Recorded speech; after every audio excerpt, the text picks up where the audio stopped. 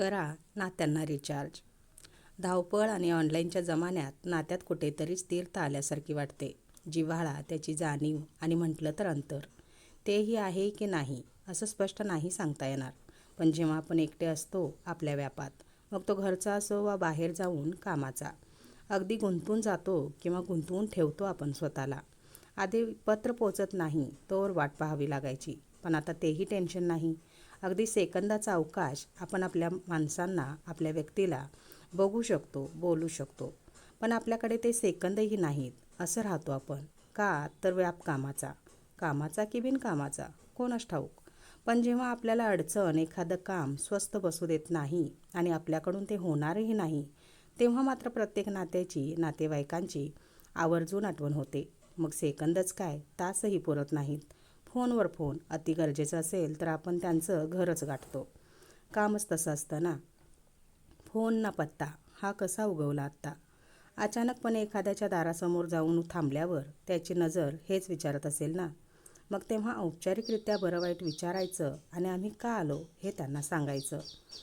आणि अपेक्षाही ठेवायची की त्यांनी आम्हाला हो म्हणावं. किती लाजिरवाणं आहे नाही. पण हे सत्य आहे व्यस्त माणसाचं. दोष नाही देता येणार, पण इलाज नाही. आधीच्या काळी या गोष्टींना इतकं महत्त्व नसायचं, कारण तेव्हा तशी साधनं नव्हती जशी आत्ता आहेत. संगणक हे औषध आहे हल्लीच्या युगाचं, जगण्याचं. साधन की रोग, जे काही आहे, रोगही आणि औषधही हेच आहे. पण हे औषध घेता घेता त्याचे इतके अधीन झालो आहोत. संगणकाचाच रोग आपल्यात आहे की आपला त्याच्यात, कळेनाच झालेलं आहे. सध्या प्रत्येक गोष्टीचं माध्यम जरी हे असलं तरी आपण जिवंत माणसंच आहोत ना. अधीन होणं, स्वाधीन होणं आपल्याच हातात आहे. मान्य आहे की आधी असं काही नसल्यामुळे खूप वेळ वाट बघायला लागायची. पण आता प्रत्येक काम पटकन होतात. हताश, अडचणीच्या वेळी अडून बसलेली कामं चुटकीसरशी होतात. हेही चांगलंच आहे. पण जितकं चांगलं तितकंच वाईटही आहे. फक्त घ्यायचं काय आपण ठरवायचं आहे. कारण घाई आणि महागाई या तारेवर कसरत करता करता माणूस थकून जातोय. त्यात स्पर्धात्मक आयुष्य, त्यात आपली जागा निर्माण करणं हे ध्येय काही चुकीचं नाही. पण चुकीच्या मार्गानं करणं, त्याचा अभ्यासही आपण या यंत्रातूनच तर घेतो. बदलतं जग आणि त्यातून निर्माण होणारी परिस्थिती, आणि हे स्वीकारून आपल्या वागण्याची, जगण्याची प्रवृत्ती किंवा विकृती याचंही भान आपण ठेवायला हवं. तेव्हा जितकं चांगलं घेता येईल तितकं घेऊया. मोबाईल, इन्स्टा, फेसबुक, स्नॅपचॅट याबरोबरच आई-बाबा आणि त्यांचे प्रत्येक नात्यांचा गोतावळाही जमवूया की. यातही जे चांगलं आहे ते घेऊया. नको असेल ते ब्लॅकलिस्टला टाकूया.